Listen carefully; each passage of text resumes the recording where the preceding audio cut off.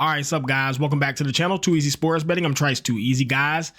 We had another phenomenal Sunday. I might be the football messiah. I can't explain it, but I'm just fucking killing football this season. This is an anomaly, guys. This is just the best I've ever did in football. I don't know what's going on. I can do literally no wrong. Yesterday, we took like 4.5 hooks and we still went up like 7 units in football.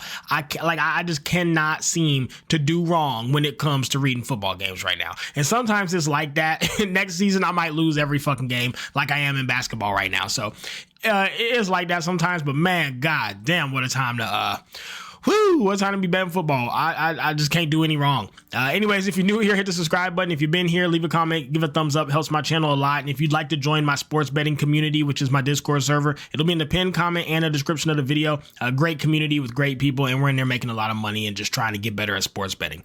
All right, so we'll review yesterday, then we'll go over the player props, then we'll do the straights we have NBA. We have one NFL game, which should be a good game.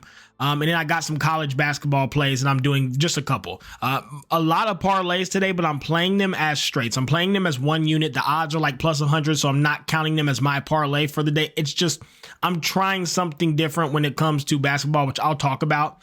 Anyways, yesterday review, this text looks terrible because apparently I need Discord Nitro to send a long message, and I played like 60 plays yesterday, so I couldn't fit them all in a text without paying for it. So I had to look into that. But I went 15-10 in football with like 3.5 hooks. So it could have just as well been an 18-7 day, but 15-10 in football. We went up a lot of units in that. 4-6 in basketball, 1-6 in parlays, but that one parlay paid us a couple units alone.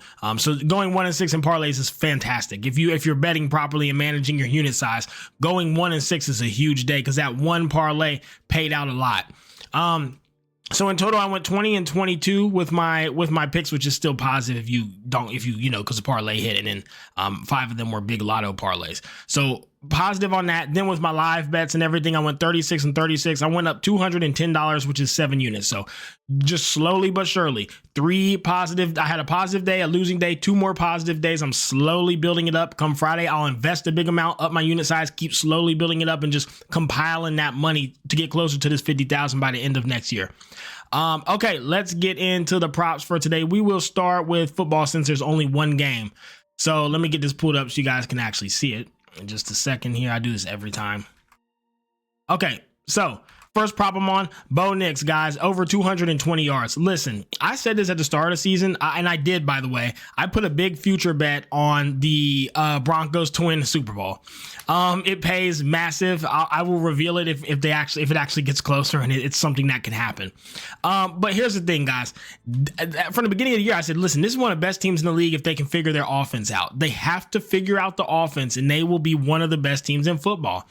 And I called that with the Tigers in baseball. I said, look, if they can figure out their batting, they'll be one of the best teams. And they made a huge playoff run. People thought they might win. Same thing with the Broncos here. They couldn't figure it out. But if you look on 10-27 when they played them Panthers, and Bo Nix and Cortland Sutton started getting that chemistry, and they were able to get Javonte in there running the ball a little bit. 284 yards, 223 yards versus the Chiefs, 215 versus the Falcons, 307 yards versus the Raiders, 273 yards. And so what I'm saying is these last 5 games, guys, he's on fire, heating up big time. I'm talking 220 plus a game from basically nothing. And he doesn't have to do much because this defense is the best in the league. So he doesn't have to do too much. Come to the next play, which is Cortland Sutton. Guys, again, struggling. Can't figure nothing out. Can't get nothing going on offense. But if you look, 10-27 when they played the Panthers, 10-27 when these last 5 games, these two have been the best duo in football. Besides probably Joe Burrow and Jamar Chase. I'm not going to give them that. But I mean, insane. Just they are locked in right now. They needed that chemistry and they've got it, which takes me to Javonte Williams, who also, if you look, now he did have a very bad game versus the Chiefs, which rushing is not the Broncos' strong point. They weren't able to do anything. But versus the Panthers, as soon as they played the Saints, played the Panthers, played the Ravens, and ran on them. Chiefs shut the run down, expected, understandable, and they still barely won, guys. It was 14-16. They almost beat the best team in the league. Then they had Atlanta, ran a lot, and then the Raiders, who have a very good lockdown running defense. But I mean, shit. he's starting to run. Cortland's starting to catch the ball. Bo Nix is starting to be able to pass, which is opening up the run. The run's getting established, which is opening up the pass. This team looks excellent, guys. And then I took Javonte Williams on his receiving yards as well, over 16.5. That's 1 or 2 catches, guys. And I expect him to be used tonight versus the Browns. So for some little dump down passes and things like that. So for me, I mean, I love Javonte tonight. I love Cortland. I love Bo Nix. This is where I'm at. Bo Nix over 220, Cortland over 63.5. These numbers are too low. And the Browns defense is shit. It's not good. Everybody is so hyped about this defense. It's between the worst and the middle. It's like right there in between the middle of the line and the worst defense. It's smack dab in the middle. It's below average, not the worst, not okay, below average. It's like a D. Like if you were to grade it, it'd be a D. F is the worst, C is in the middle. It would be a D defense. Okay, so they should be able to move the ball just fine, especially with how they've been playing.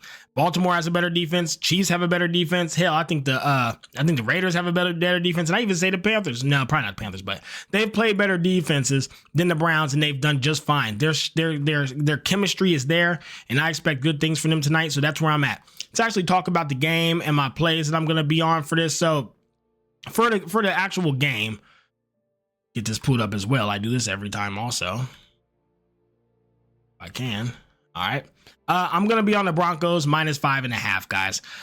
There is nothing in the world that makes me want to bet the Browns.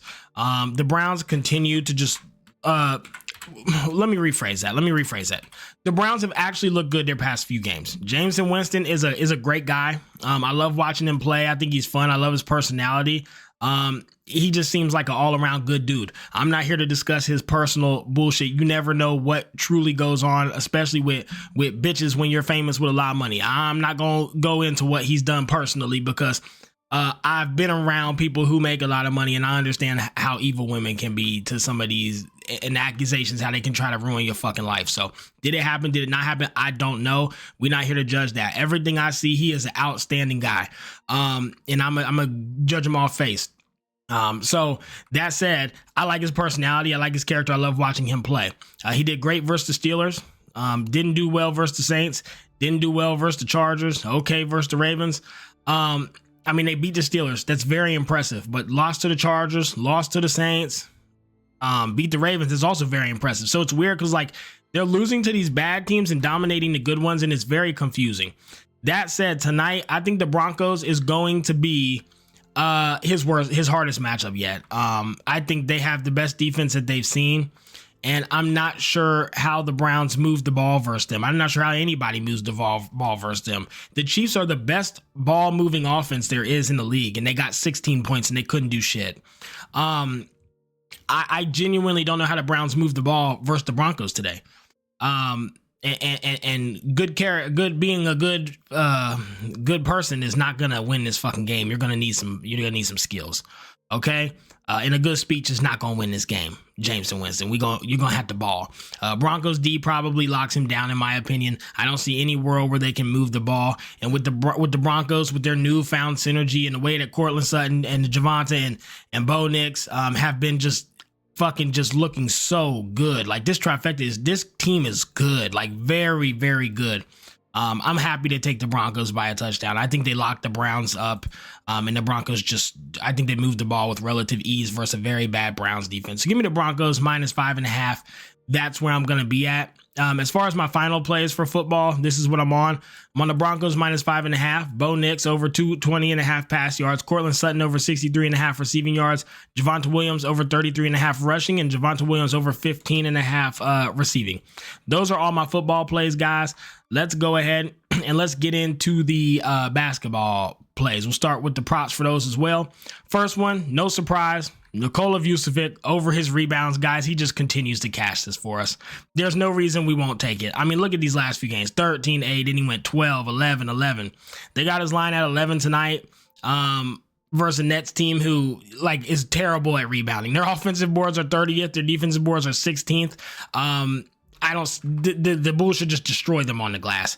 And Vucevic has been a fucking menace down there. So Vucevic over 10.5 boards tonight for me is is one of my favorite plays. I'm on that. Next, Anthony Davis over 11.5 boards. I'm just like you guys. I hate betting Anthony Davis. I really do. But this is sports betting. There's no room for feelings. Anthony Davis just has the Timberwolves numbers. Look at these head-to-head numbers. 17, 25, and 16. These 2 games, his bitch ass got injured. 17 boards, 25 boards, 16 boards. He is a menace versus this team every time he sees them. So is LeBron James, guys. Wouldn't be surprised if he put up 20, 30 points tonight. Wouldn't be surprised if AD puts up 40 points tonight. Hell, definitely 30. But his assist numbers should be very high tonight. I'm going to assume that he is throwing the ball to AD constantly, and AD is just shitting on the Timberwolves. The Timberwolves do not do good versus very good centers. Rudy does not do well in these situations. I think AD just dominates today, and LeBron feeds him all night and just gets a bunch of assists. So LeBron over 9.5 assists, AD over 11.5 boards, and AD over 26.5 points. Again, head to head, he is a Timberwolves killer. 30 points, 27, 36. He got hurt in this one. Every time he's seen him, he's hit it. Every time he's seen him and wasn't injured, he's hit it. To me, it's a no-brainer to take AD on his boards and his points here. He should have a great night. And if I almost added LeBron James points because I think he has a really good night as well, but the way he's been facilitating, I'm going to lay off it and just take his assists. I think he's a big assist guy tonight. And that's just where I'm going to be at as far as props. Anyway, let's talk about each game and get into these real quick. Now I got to get out of here. So the games tonight. Fades. So I do have some plays. I have a lot of parlays. I'm going to talk about this, but Heat and Celtics, guys, it's too big of a spread. It's at 10. I can't take that. I don't think the Celtics win by that much. Pelicans and the Hawks. Again, it's a 10-point spread. I do think the Hawks can cover this one, but they've been playing a lot. They've been playing some competition. I just worry they might be tired and not give a fuck about this game. I'm worried about them covering 10. Lakers and the Timberwolves, guys. I almost laid the 8 with the Timberwolves, but the Lakers, a lot of these players have great stats versus the Timberwolves. AD and LeBron especially. So if you have 2 superstars who are just excellent versus your team, do you really want to lay 8 with them? I don't know. I can't call it. And then you have the Nets and the Bulls, guys. And again, it's like you got to lay 8 points with the Bulls. I can't do it. I mean, I would like to do it, but the Bulls aren't that great, and the Nets have came close to covering some spreads similar to this versus really good teams. They haven't covered them, but they've came close, and now you got the Bulls, and you're going to give them 8. It's like, I just literally cannot call either one of these games, and I care too much about this money right now to try it. So what I actually did for my final plays, so I took AD's boards, AD's points, 12.5, 26.5. LeBron James, 9.5 assists. I got Vucevic boards, which you guys saw.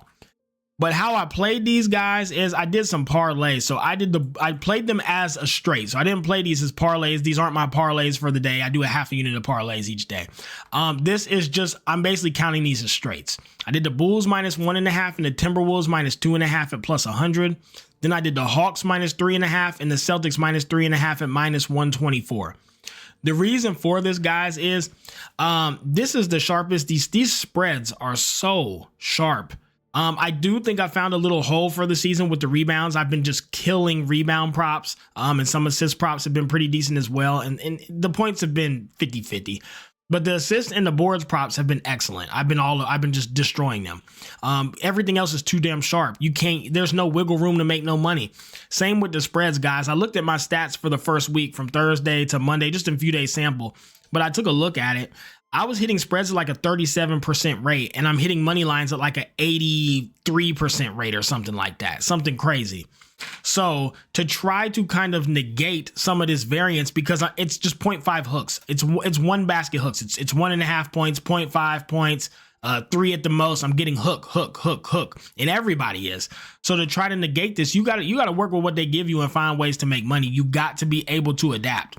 These motherfucking lines are sharp. I couldn't get the props I used to. I used to do threes props and points props, and those been getting killed. I pivoted to rebounds, started cooking, started making some money. Got a few assist props in there, started hitting those, making money. So I've been killing boards and assists because I had to pivot. Then I went to the spreads to try to do those because the props were so tight. The spreads are getting cooked because the lines are too sharp on those as well. So we got to pivot. You got to find new ways to adapt and make money. Each season's different. So trying something else here now. What I'm doing is I'm going to start parlaying the teams who I believe win, because I'm hitting money lines at an 83% rate, but the spread's hitting at like 37. So clearly we know I'm getting what team's going to win right. I'm just not guessing how many points they're going to win by right. The books are kicking everybody's ass with the spreads. So let's drop the goddamn spread down and parlay it with another team who should dominate and see if we can get it and play it as a straight. So that's what I'm gonna try to do this week, and I'm gonna check the stats at the end and see if the money's coming in a little bit better on the basketball side. So Bulls -1.5, Timberwolves -2.5 at +100. And then I did the Hawks -3.5 and the Celtics -3.5 and -124. They wanted 10 points with each of these teams. Let's drop it down to 3.5 and parlay them. They wanted 7 points here and 10 points here. Let's drop them down to 1.5 and 2.5 and parlay them and see if we can hit these by reducing these spreads, because these lines have been so damn sharp. Let's see if there's wiggle room parlaying and just playing them as straights at plus, 110 max to -120-ish max. You get what I'm saying? So let's see how it goes. For college basketball, I did the same thing. I took Drexel and Loyola at +114. Parlay, these two teams should win. Again, even with basketball, the money lines were right, but the spreads were getting killed. Let's just parlay two teams who should dominate, put them at +114 and take it. Then you got William and Mary, UT, Arlington, and then Nevada. Parlay these three at +104. So fucking off with the spreads because they've been getting killed. The lines are too sharp, but parlaying the teams that should win because I'm hitting those at such a high rate and getting the team right and just parlaying them and trying to play them as straights basically. So that's where I'm at, guys. That's the pivot. That's what I'm going to be on for this week. Let's see how it goes. And if it's not going well, I'll pivot again and figure something else. I will find a way to make money every season. You got to adapt and you got to get to it. We know the boards are working. We know the assists are working. We know that the damn money lines are hitting, but the spreads are getting killed. So the only other pivot here is fuck the spreads. Let's parlay some of the money lines or reduce the spreads drastically and parlay the money lines, right? So that's where I'm at. Let's get out of here. Let's get a bag and let's crack these folks.